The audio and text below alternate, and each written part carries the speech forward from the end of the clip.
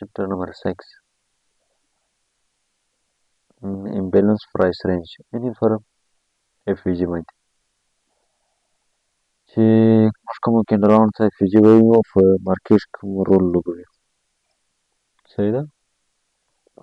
نو لومړني مثالونه به دلته په هغه کې درکړم، د هغه څخه وروسته بیا ولاړ شو چارټ ته. شپه د ناوخته تقریبا 1:30 ده نږدې. نو لیپټاپ کې مې هم صحیح چارج نشته، خو لږ بحث به پرې وکړو. ګوره د درې کېندلونو په مابینځ کې موږ درې کېندلونه انتخابوو. لومړنی کېندل، دویم کېندل، دریم کېندل. د دغو درو کېندلونو په مابینځ کې چې زموږ سره کومه فاصله ده، اول، دویم، دریم. د اول او دریم په منځ کې چې کومه فاصله زموږ سره ده، دې ته موږ وایو FVG یعنې فیر ویلو ګیپ.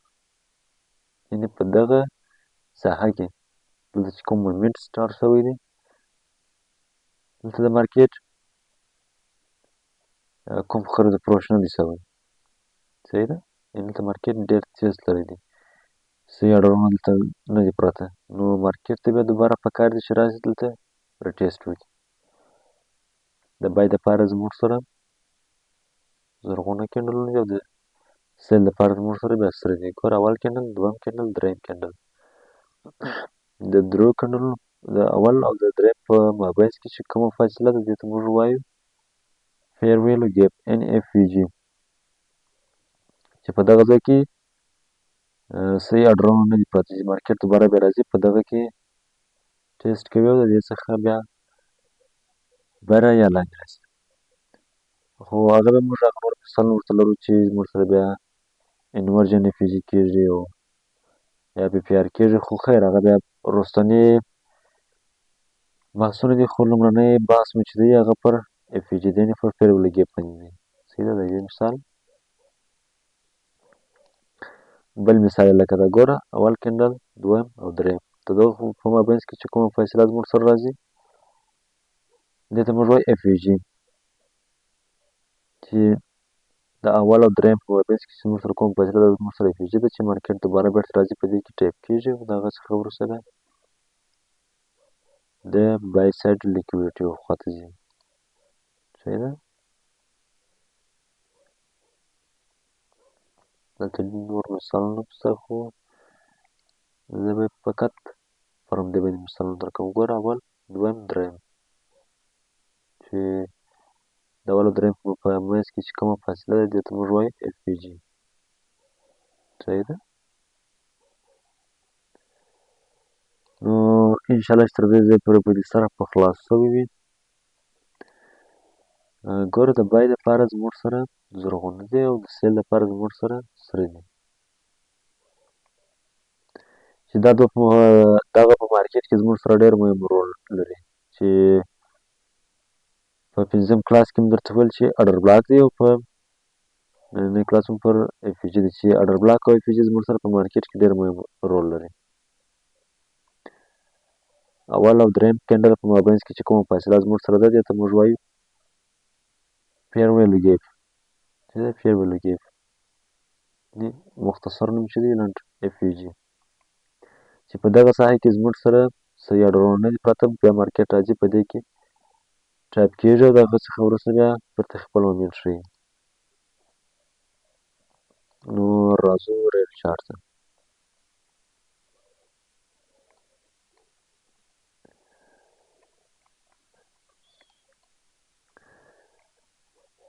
ناسداک چارټ راخلاصه NASL.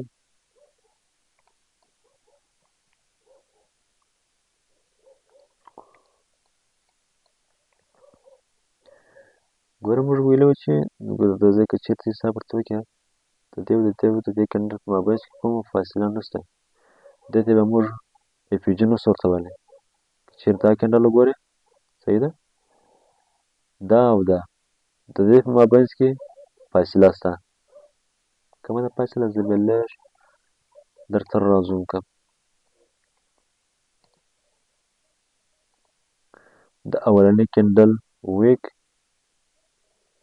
هاي او د دریم کیندل د ویک لو موږ مارک کوو. صحیح ده، مارک کوو. دغه فاصلې ته موږ وایو اف وی جي، چې په دې ساحه کې مارکیټ کوم مومنټونه ده، البته کوم ډرونو سمه دي سره اخیستي چې بعد دوباره بیرته مارکیټ راځي، په دې کې ټپي او د هغه څخه وروسته بیا حرکت کوي. ګوره مارکیټ څومره ډېر حرکت کړی دی، که چیرې ته لږ فکر ورته وکړې. دا زموږ سره فیډبل ګیپ دی، ګوره دومره تللی دی، دوباره بیرته راغلی دی، په دغه اف وی جي کې ټیپ شوی دی. د دې څخه دلته چې کله ټچ شو بیا حرکت کړی دی، مومنټ فلو شوی دی. صحیح ده. اوس ستا په ذهن کې بیا سوال راوګرځېږي چې دغه زموږ سره اف وی جي ده، نو د دې څخه ولې مارکیټ کوم مومنټ نه دی ښکاره کړی؟ ښکاره کړی دی. ګوره دلته چې کله دی راغلی دی، ګوره اول دویم دریم ټیپ شوی، بیرته دغه څخه وروسته لږ حرکت کړی دی. خو مشکل په څه شي کې دی؟ مشکل زموږ سره دی په پریمیم او ډسکاونټ کې. ګوره دا په مارکیټ کې ډېر مهم رول لري. مارکیټ چې همیشه حرکات کوي پر دوه قسمه باندې کوي. مارکیټ د پریمیم څخه ځي ډسکاونټ ته او د ډسکاونټ څخه ځي پریمیم ته. صحیح ده. نو دغه اف وی جي چې ده دا زموږ سره په پریمیم زون کې ده. که چیرې ته دلته هغه د انجینرانو په اصطلاح دربین ورته ولګوې پر دغه ځای باندې، زه به لږ داسې کړم. دا زموږ سره ډسکاونټ دی، دا زموږ سره پریمیم دی. انشاءالله په راتلونکي درس کې به پر پریمیم او ډسکاونټ باندې کلاس واخلو چې ته ښه صحیح په پوه شې.